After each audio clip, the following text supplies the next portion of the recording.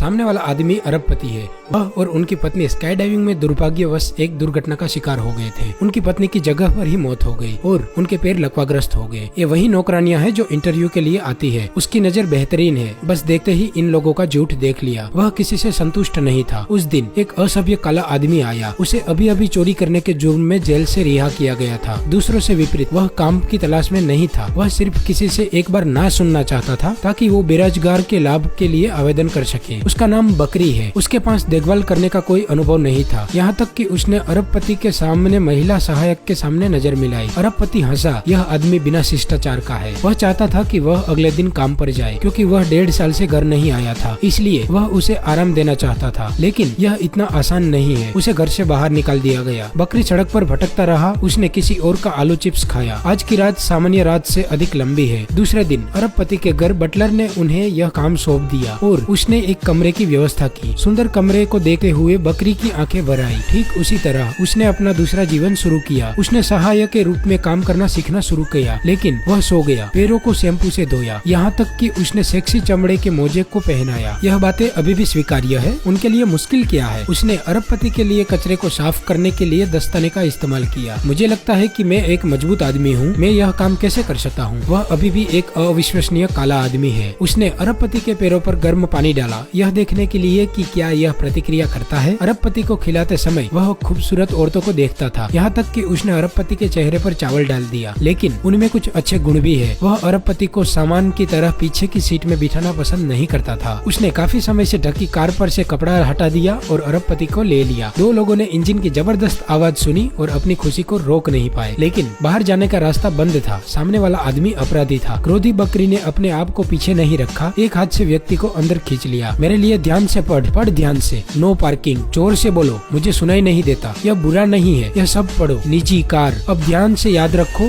अब निकलो यहाँ से। इस प्रकार के काले को काम पर ना रखें, इसमें सहानुभूति नहीं है। अरबपति ने कहा कि उसे उनकी बात पसंद है। कम से कम वह जानता है कि मेरे साथ कैसे सामूहिकरण करना है। वह मुझे एक बेबस अपंग व्यक्ति नहीं समझता। देर रात बकरी की नींद एक ऑडियो मॉनिटर की आवाज से खुल गई। अरबपति की अभिव्यक्ति को बेहद दयनीय देखकर यह दवा का एक साइड इफेक्ट है। बकरी ने उसके माथे पर एक गर्म तौलिया रख दिया, उसे आराम से सुलाने के लिए प्रयास किया। दूसरी बार तक अरबपति दर्द से जाग गए। पेरिस में सुबह के 4 बजे थे। बकरी ने अरबपति को सैर करवाने के लिए निकाला। उन्होंने एक साथ एक सिगरेट का सेवन किया। सुबह तक कैफे में बैठे रहे और दोनों लोगों ने हंसी मजाक किया। उनके रिश्ते में नजदीकियां बढ़ रही थी। अरबपति का भरोसा भी उन पर बढ़ रहा था।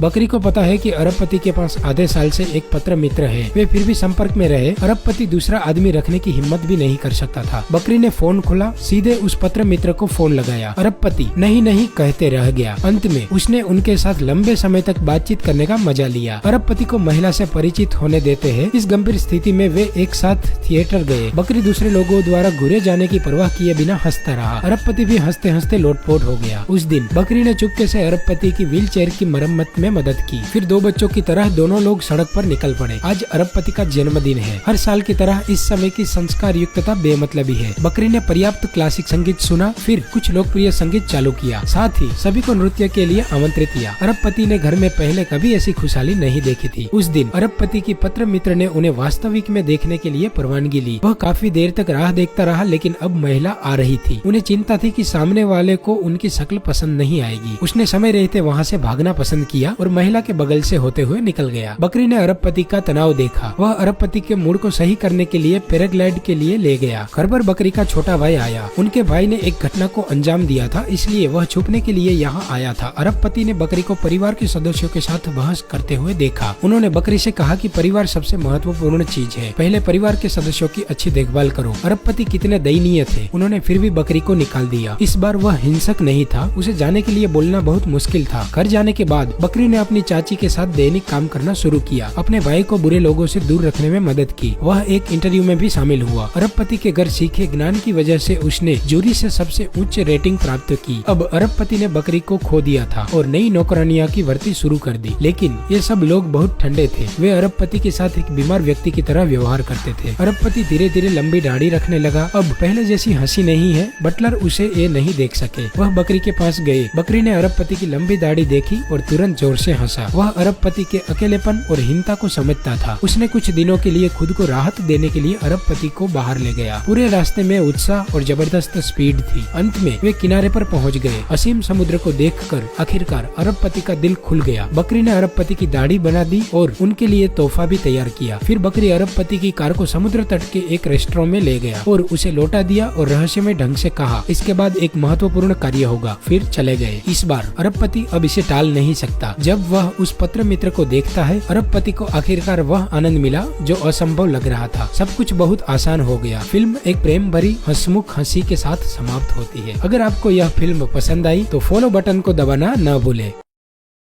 इस वीडियो को यहाँ पर ही खत्म करते हैं। इस वीडियो को देखने के लिए बहुत बहुत धन्यवाद। क्या आपको मजा आया? तो कृपया लाइक बटन पर क्लिक करें और इसे अपने दोस्तों के साथ शेयर करें और नीचे दिए गए कमेंट सेक्शन में वीडियो के बारे में अपने विचार जरूर लिखें। चलिए फिर मिलते हैं अगली वीडियो में। अलविदा।